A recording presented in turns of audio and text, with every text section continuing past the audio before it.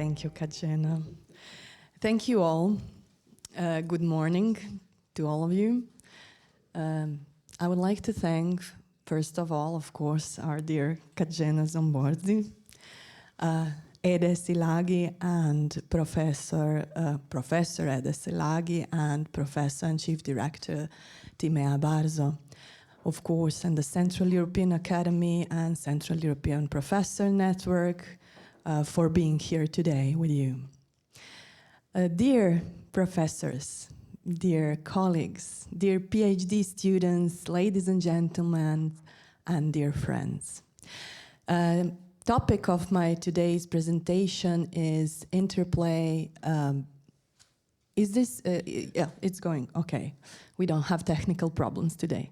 The interplay between the rule of law and the European Court of Human Rights. Therefore, just for start, this is some big slide. Don't worry, I won't be saying everything over that. But the presentation is divided into three parts, as we had to do this in this way, as you all have noticed that we have first part is kind of aspects of the rule of law and some specific area, and my area is European Court of Human Rights. Then we have control mechanisms and the sanctions, if they exist, of course. So today I would like to say only thing, this is, of course, you know all what is the European Court of Human Rights, and that is really pivotal in the intersection of human rights and the rule of law, and ensures legal certainty, equality before law, legality, etc., etc. But what I wanted to, and when I started this research, I was thinking about actually what the rule of law, what the law is regarding this issue. So this issue, the law, actually a law, comprehends conventional rights, right? Then most conventional rights or mandatory treaties, then the nation law, the laws of each specific country, bylaws, etc. So what I actually had to compare is what is the role of European Court of Human Rights regarding the rule of law and the law. So this notion, a law, comprehends all of it. Then I wanted to see, okay, the rule of law comprehends this law, and what is the main essence of the rule of law? So the rule of law, as Professor Šmigova said yesterday, one of the main essences are human rights, and human rights are, regarding the European Court of Human Rights, are in the Convention, European Convention on Human Rights, and for the protection of human rights and fundamental freedom.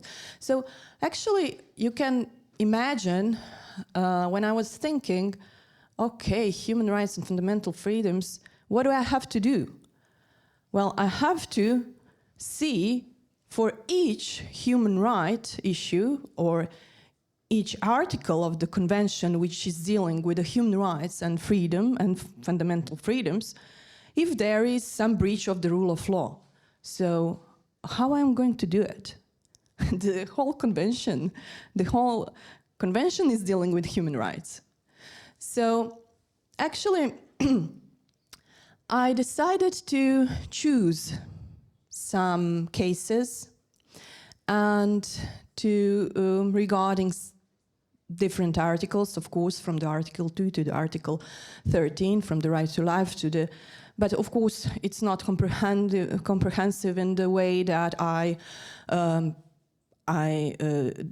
done a research of all decisions. You know that's impossible, but I have consulted more than 100 decisions of the European Court of Human Rights.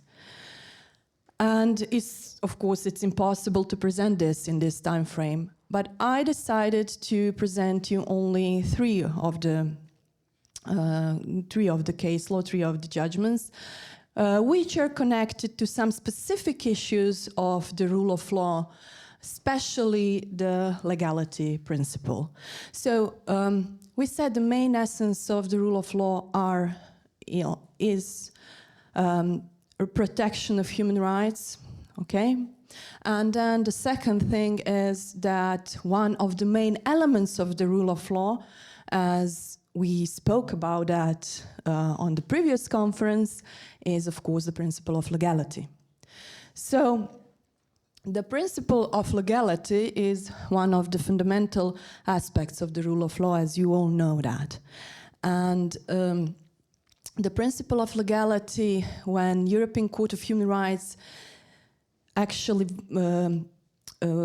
evaluates this principle of legality, it's not restricted only to the formalistic approach, but substantive. What does it mean? It means that it looks if there is existence of the law and the quality of the law. This existence of the law, it's not only the laws, but a law. It means in common law system, it looks if there is or there are some sort of precedents as judgments.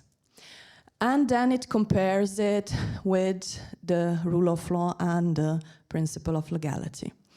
This principle of legality also, when the European Court of Human Rights evaluates it, has three main approaches, three main manners. First, it looks when it evaluates this quality issue of principle of legality. First, it looks if there is a law, as I said, existence of the law, then the quality of the law, the content of the law, the restrictions of the law, and then in the third step is to see the stability of the law. So if everything of this is comprehensive, is fulfilled, then the legality exists.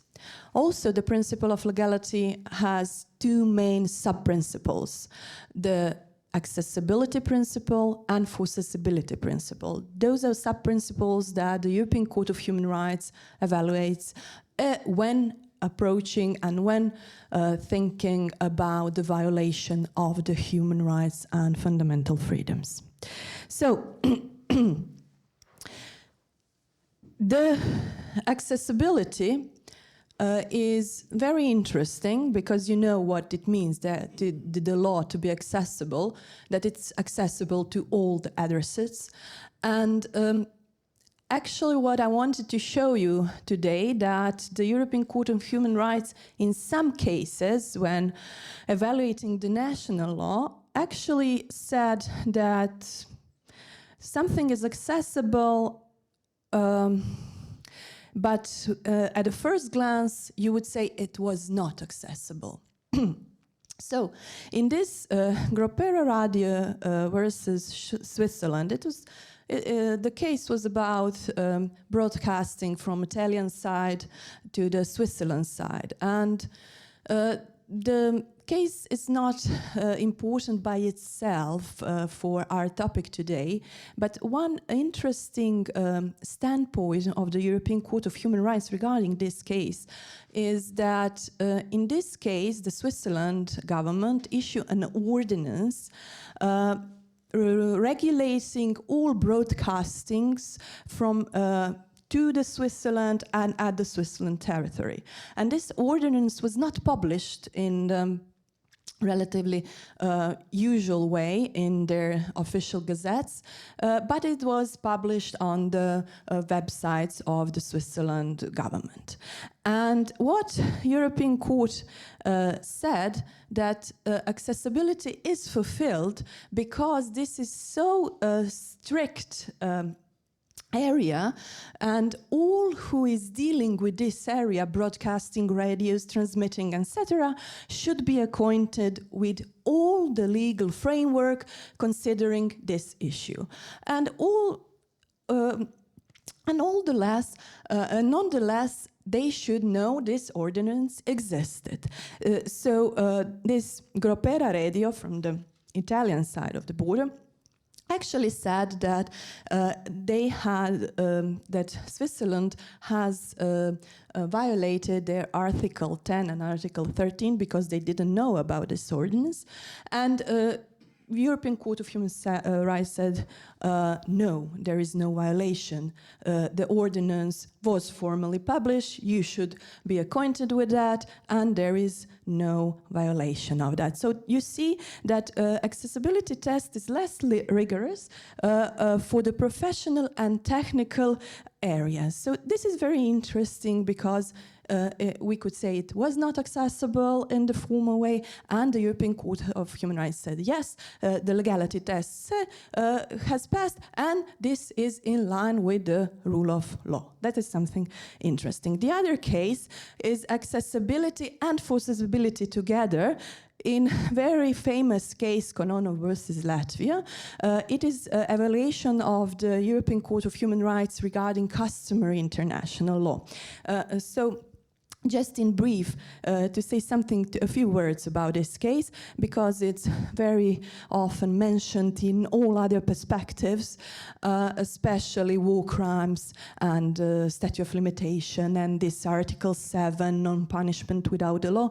So what this Konono was a Soviet soldier at Latvian territory. He was a Latvian, but at that time he was actually a soldier of the Soviet Union.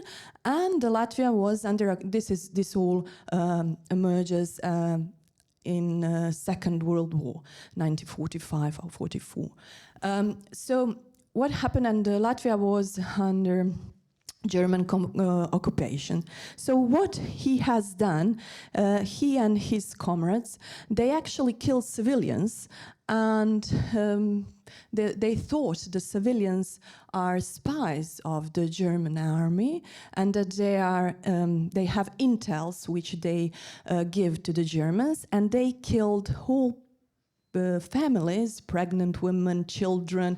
They actually made genocide, but they didn't genocide war crimes, of course, but maybe even a genocide for that matter, because there was 4 families in the village, yes, whole village actually. So what was very interesting here, that he said that at that time he was a Soviet soldier and he was trained to do that, but he didn't know the law. He didn't know the law used in Beloch, laws of the war. He didn't know for the existence of the Geneva Conventions, of the war conventions.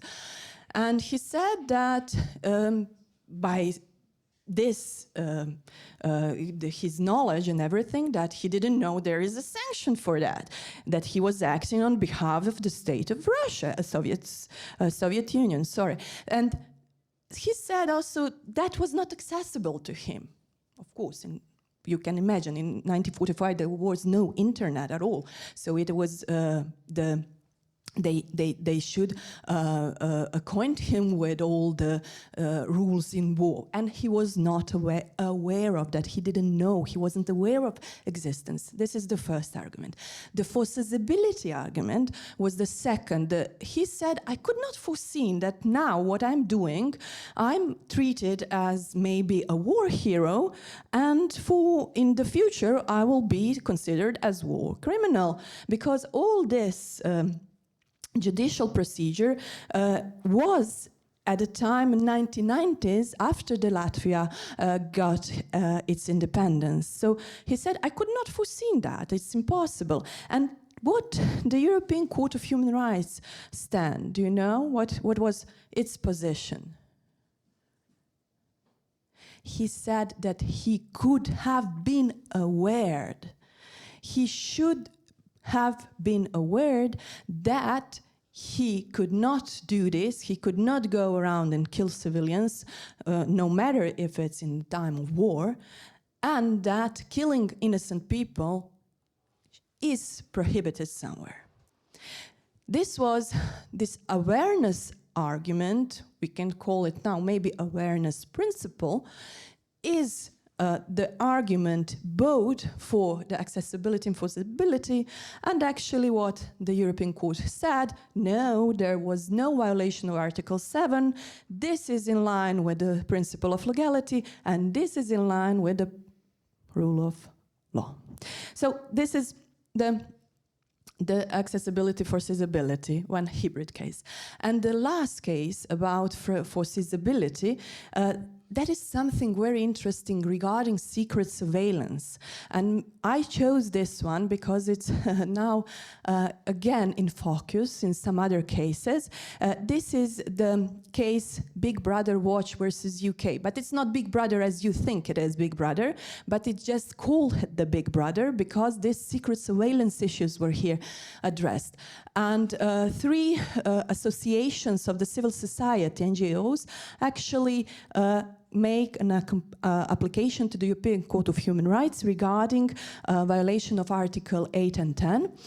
And what is interesting here, and you know, this Article 8 and 10, first, this is the first case that these so right to privacy and freedom of expression are not in collision, but they go together here. Because what happened? They found out, the civil society organization found out that the UK government has programs, Upstream, PRISM, etc., and entire program, Tempora, you can see sometimes when you are reading this European Court of Human Rights case law, it's like a film, you know.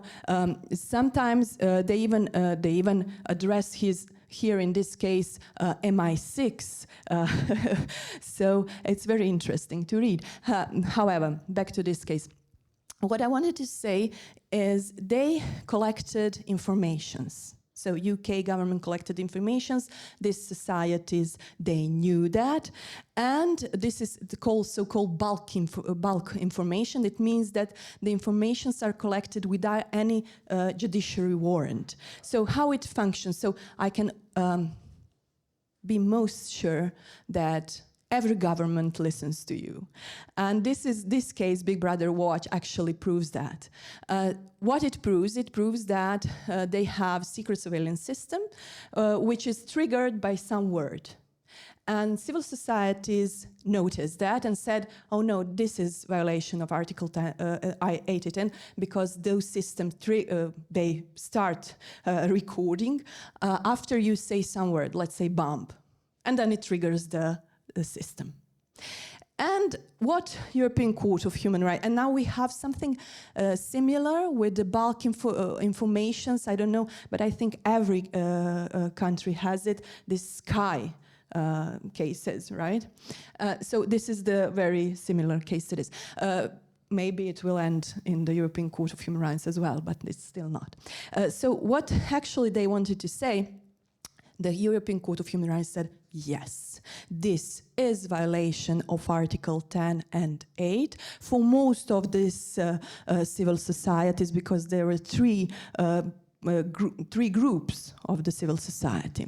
So what said, of course, people cannot foresee if they are going to be secretly surveilled, but every government has to make a detailed, precise rules when those measures of secret surveillance will be applied in each case. Circumstances, conditions, very clear, very detailed, very precise.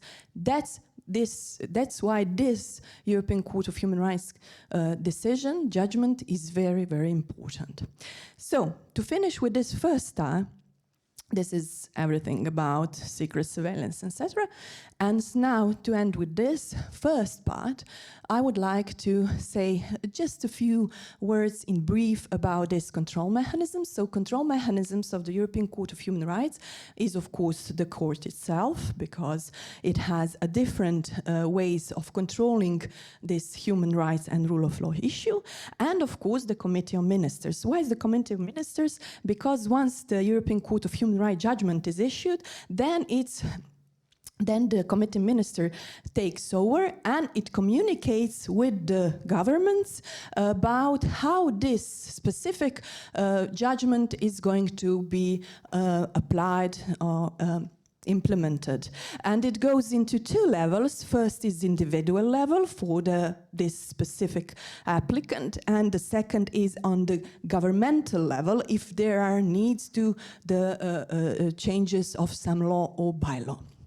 So this is how it works. Then the Europe, we call it supervision of execution. That's the Committee of Ministers. Of course, Committee of Ministers communicates with the states, but I don't know if you knew that. There is no sort of mandatory, but they cannot be forced. The governments and the states cannot be forced to implement the European Court of Human Rights judgments. It has to be communicated. And of course there are rules, then can be friendly settlements, you all know that. Pilot judgments are very interesting when they address some systematic defiances. Of course the Committee of Ministers also do that. And of course the transparency, because every European Court of Human Rights judgment or decision is publicly available. And now to just go to the third part, the sanctions. Believe it or not, in the European Court of Human Rights there are no sanctions. We can call it sanctions, but those are satisfactions. And there are three ways of satisfactions. First, pecuniary damage, non-pecuniary damage, and costs and expenses. Pecuniary damage are actually focused to the restitutio integrum, to make the rights right, to this. And then we have lucrum cessans and damnum emergens. You all know what it means. So that's what the European Court of Human Rights does when those amounts of 1,000 or 100,000, no 100, but 10,000 euros when we see that in the judgments. The second thing is non-pecuniary damage for mental and physical suffering, and of course that's an expenses, but it must be all proven by some documents which are. So to conclude, we can say that European Court of Human Rights really is the guardian of human rights, and actually is a guardian in that regard of the rule of law as well. There is a lot of orchestrated mechanisms which are trying to ensure this principle of rule of law, we saw that, and the satisfaction and sanctions, which actually emphasize the fairness of all this procedure or treatment before the European Court of Human Rights. Thank you all for your attention and for your time.